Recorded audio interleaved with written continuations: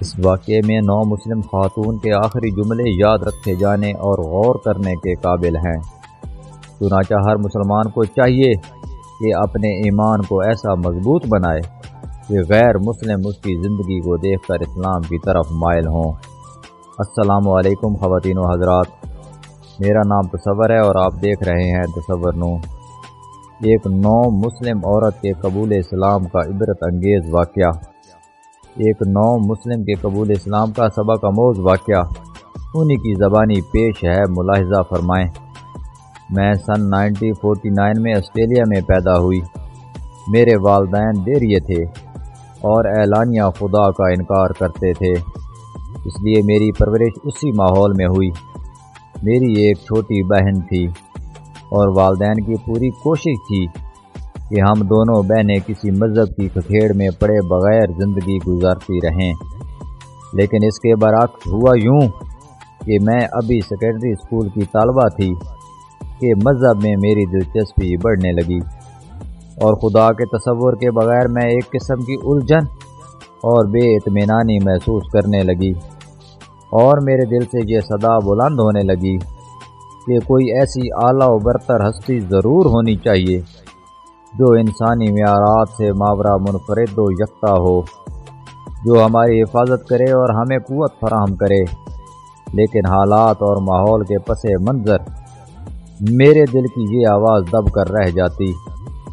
تاہم جب بھی میں گرد و پیش کا جائزہ لیتی، مجھے اپنے والدین کے علاوہ اس معاشرے کا ہر شخص اداسی اور تنہائی کی دھند میں لپٹا ہوا نظر آتا۔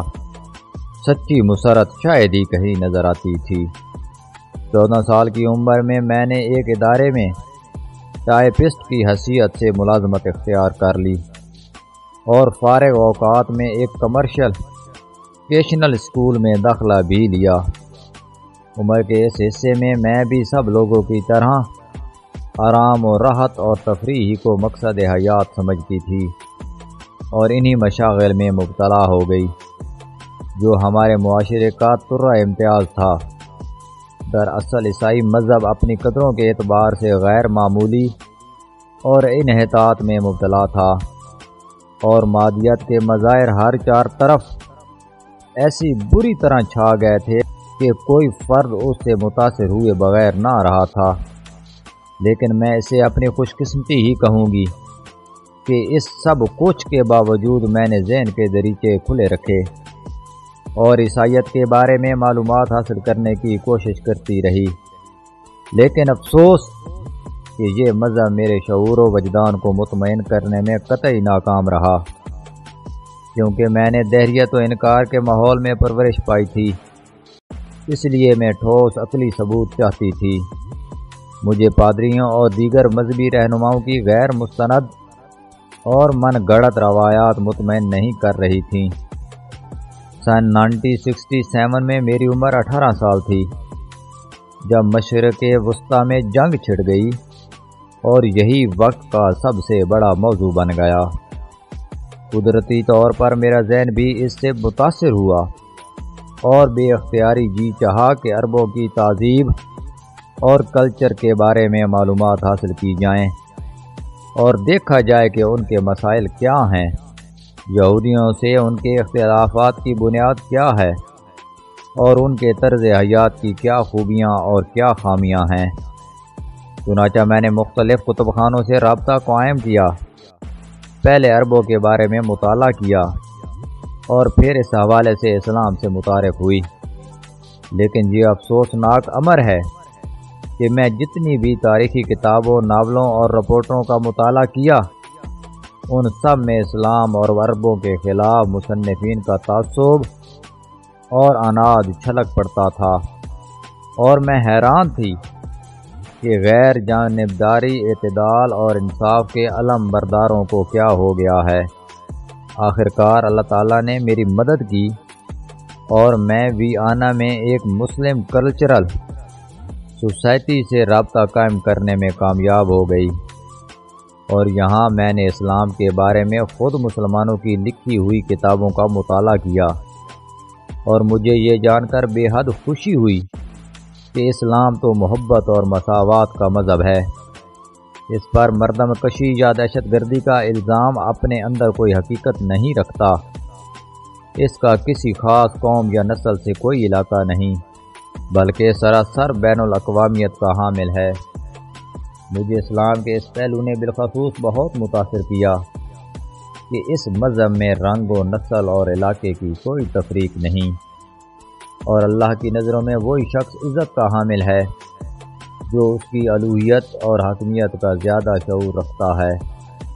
حقیقت یہ ہے کہ اسلام اخوت، باہمی رواداری، محبت، اپنائیت اور اثار و اخلاص کی جن اعلیٰ قدروں کا امین ہے، عیسائی معاشروں میں وہ ناپید ہے، جہاں تو ایک ہی مذہب کے پیروکار گورے اور کالے ایک گرجے میں مل کر عبادت بھی نہیں کر سکتے، بلکہ ایک ہی رنگ اور نسل کے امیر عیسائی اور غریب عیسائی ایک ہی گرجے کے الگ الگ درجوں میں عبادت کرتے ہیں۔ اور یہ اس طرح کی بہت سی خوبیاں تھیں جن سے متاثر ہو کر میں نے 20 سال کی عمر میں، یعنی سن 1969 میں اس وقت اسلام قبول کر لیا جب وسیع اور ٹھوس مطالعے کے بعد مجھے اطمینان ہو گیا کہ اب میں ایک بامقصد اور مفید زندگی گزار سکتی ہوں۔ یہ اسلام بیک وقت انسان کو روحانی طور پر بھی آسودگی بخشتا ہے اور ایک حسین امتزاج کے ساتھ اس کے مادی مسائل میں بھی صحت مند رہنمائی عطا کرتا ہے۔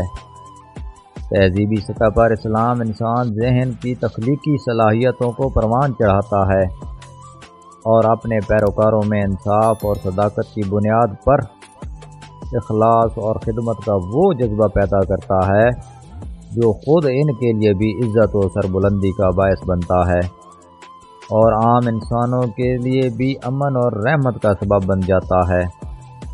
میں اس حقیقت کا برملا اعتراف کرنا چاہتی ہوں کہ اسلام نے میری زندگی کو یکسر بدل کر رکھ دیا۔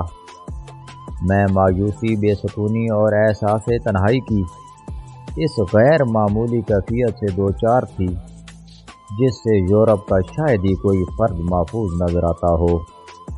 اسلام نے مجھے اس صورتحال سے نجات دلا دی اور اسلام کے حصار میں آ کر میں پہلی بار سچی مسرت اور لازوال سکون سے آشنا ہوئی۔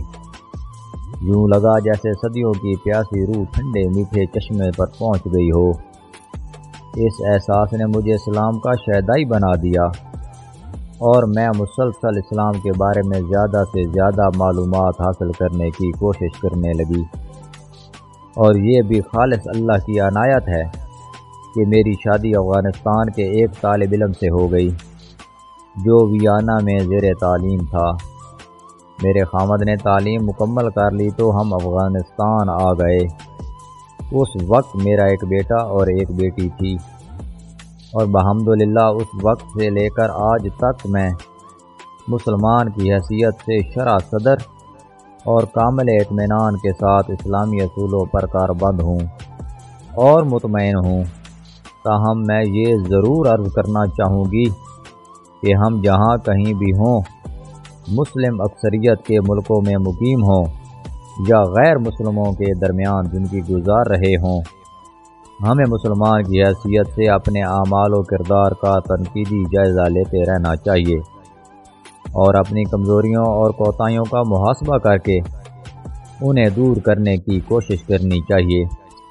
اس حوالے سے میرا تجزیہ یہ ہے کہ عام مسلم معاشروں میں، خواہ وہ یورپین فکر و تہذیب سے متاثر بھی ہوں، اسلام کا محض ایک رسمی اور سرسری سا تصور کار فرما نظر آتا ہے۔ صاف محسوس ہوتا ہے کہ انہوں نے اسلام کو شعوری طور پر سمجھا ہے، نہ اس پر عمل کرنے میں وہ سنجیدہ ہیں، اور جو کچھ ہے وہ محض زبانی جمع خرچ ہے۔ اسلام ان کے قلب و ذہن میں گہرائی تک نہیں اترا۔ بے شک اس واقعے میں 9 مسلم خاتون کے آخری جملے یاد رکھے جانے اور غور کرنے کے قابل ہیں۔